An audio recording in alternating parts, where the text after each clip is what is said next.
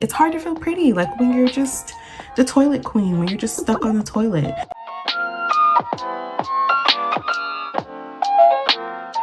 Hi guys, and welcome to my channel. My name is Ira. This channel is dedicated to my life living with Crohn's disease and helping other patients who are living with IBD be informed and educated and feel empowered. And this is also where I documented my health and wellness journey. I haven't been able to do that a whole lot, but anyways, if you're into that kind of thing, go ahead and hit that like and subscribe button. But today's topic is about mental health and IBD. In mental health and chronic illness in general. So first of all, it is May. It is Mental Health Awareness Month, so that's why I wanted to go ahead and make this video. But also today is special because today is World IBD Day. So this video is just kind of honoring both. But before we get into today's topic, I wanted to just let you guys in on a project that I was recently a part of, and that is ShareCare's Vital Voices campaign. So I'm gonna leave it linked below so that you can check it out.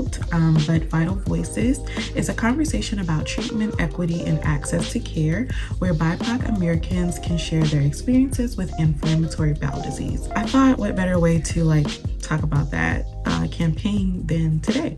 So yeah, please go check that out. There's plenty of other people who have IBD who share their story in the campaign, and also other conditions who share their stories in the campaign as well. This was just under the IBD portion of it. So yeah, I was really excited to be a part of that a while back, and so just wanted to share that with you guys. Today's topic, like I said, is about mental health.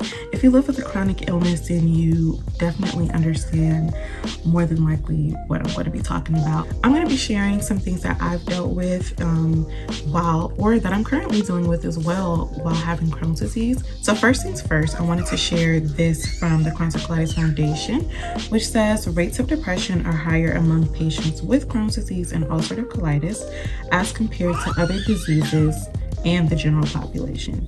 Anxiety is also common in IBD patients.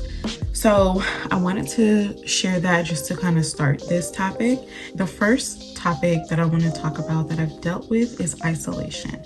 So isolation is huge, right? In Crohn's disease and IBD, if you go through periods of flare-ups and remissions, it just kind of, for me, it has felt like I go through phases where I'm, yay, really excited about life, and then I'm like, wow, I'm alone. I go through that, those ebbs and flows, those ups and downs. Life is going to give you that, but when you're living with a condition that goes through such highs and such lows, it's just like, so it's hard to one, feel like people can understand those close to you, and you're seeing people live their life, and maybe you're wanting to do things that you enjoy and activities that you enjoy, but you just feel like you can't engage, you can't socialize as much because you're stuck on the toilet, or you're in pain, or you're fatigued. And so it's really, really hard to find or feel like you have a community when you feel like maybe other people are just able to go freely and you just feel trapped, right? So isolation, one way to combat that, I would highly recommend finding support groups. That's going to be a theme throughout this. It's just finding support groups of people who deal with something similar that you're dealing with. So there are multiple Crohn's disease support groups. I was a part of one called Busy IBD for a while, and that really, really helped me.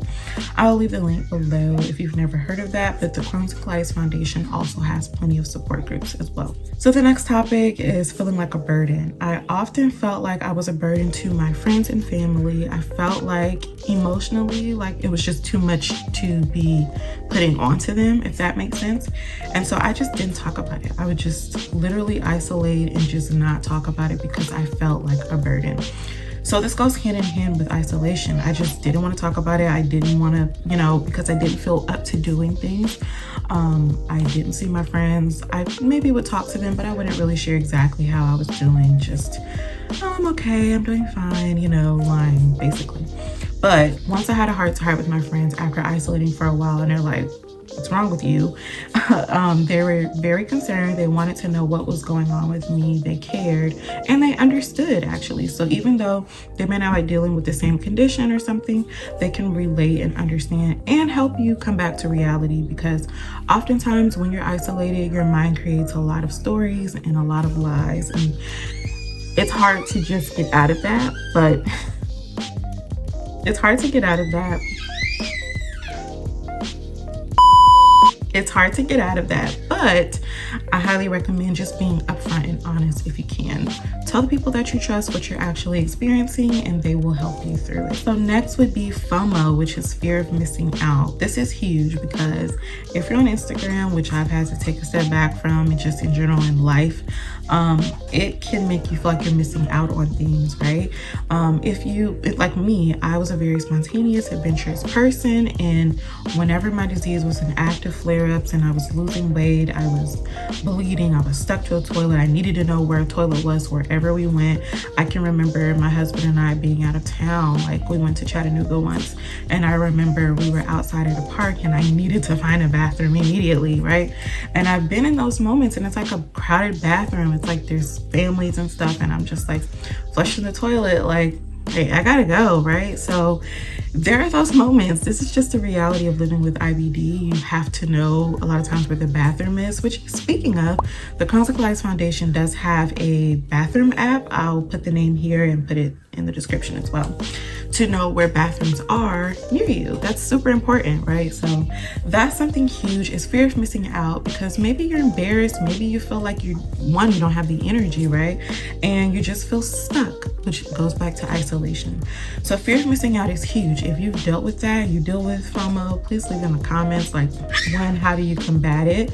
But another thing that I feel like is important is finding activities that you can do. So whether that's joining a virtual book club, for example, again, support groups, a lot of times they have events, like virtual events that you can be a part of. There are plenty of virtual events that you can join. Like, let's say you're interested in a topic, for example, gardening, you can probably look for like a local gardening group. If you can find like an online space where they have like virtual groups or meetups or something like that, any sort of interest that you have, hobbies that you're interested in, try to find a virtual group for that specific thing and try to join and be an active part of it. Whether it's a Facebook group, whether it's you guys have Zoom meetings or whatever, these places exist, trust me, but you have to look for them. So that's huge in beating FOMO. Next, I'm going to talk about low self-esteem, because that one is pretty big for me. So I've always dealt with low self-esteem as a child, but having IBD just added a second layer that just wasn't needed. But when you're having diarrhea, okay, when you're not feeling pretty, it's hard to feel pretty, like when you're just the toilet queen, when you're just stuck on the toilet. So it's hard to feel pretty when you're dealing with that. For me, that just deeply affected my self-esteem and self-worth. And so oftentimes I would look in like other outward things that weren't fulfilling to make me feel better, but those things weren't actually useful for me. But one thing I did learn through isolation and through this disease is who I am. I've learned exactly who I am. I'm happy with that person. I've learned to love that person, to respect that person. And it's not all about outward appearances. So while I struggle with how I look on the outside sometimes, and no matter what someone else tells you, you still may struggle and see your own flaws. Try to focus on who you actually are as a person. Number one, looks are temporary. At the end of the day, the way you look will change. You just are going to change. Your bodies change. Everything about us changes. Your hair changes, your nose, and everything can change, right? So nothing's physical is going to, it can fulfill you. And so I understand wanting to work on that. But when you have a chronic illness that maybe limits you, it's better to focus on who you are as a person and your looks, whether, putting on makeup, wearing a nice shirt and tie or whatever makes you feel good that day. Definitely do that for your self-esteem, right? And so it's a work in progress. It is a journey. And if you have any tips that can help me or someone else, please leave that in the comments. Last but not least, just to touch on stress and the cycle that can create. So we know that managing stress is super, super important. I actually ended up in the hospital from stress. I ended up in the hospital with a really, really bad flare-up. One of the worst flare-ups I've ever had in my life. I ended up in the hospital and I passed out in so much pain. I was in so much pain that my body was in shock and I passed out. I just literally, the pain, I was in the fetal position. I was crying. And just nothing was helping. I had to go to the emergency room. Ended up on the dreaded prednisone, but it helped, and I was able to kind of work my way back into treatment at that point. But stress can spiral you. It can affect your not only your mental health but your physical health, and it's very important to manage the stress. So on the Crohn's and Colitis Foundation, they do have some methods to manage stress. I'm of course going to share that in the description. One that they mention is diaphragmatic breathing, and it mentions some tips on how to do that. So I think that that's a great tip. And also, if you can get help, if you have access to help such as therapy, such as seeing a psychiatrist, I highly recommend that. Having talk therapy can be very helpful. I've done it myself in the past, and they can offer you some great coping skills to get through all of the challenges that come with living with this condition. But also life is going to throw you some curveballs too, and managing both is going to be very important for your health. But I just wanted to share my experiences to hopefully someone can relate. If you can relate, if you have some experiences, please let me know in the comments, and let me know also, like, how are you focusing on your mental health? How do you prioritize your mental health, especially being that it's Mental Health Awareness Month and World IBD Days. Thank you so much, guys, for watching this video. I really appreciate you guys' support for this channel. It has been growing, and I hope that it continues to grow and reaches the people that it needs to reach. Okay, but until next time, I will see you guys in a future video. Bye.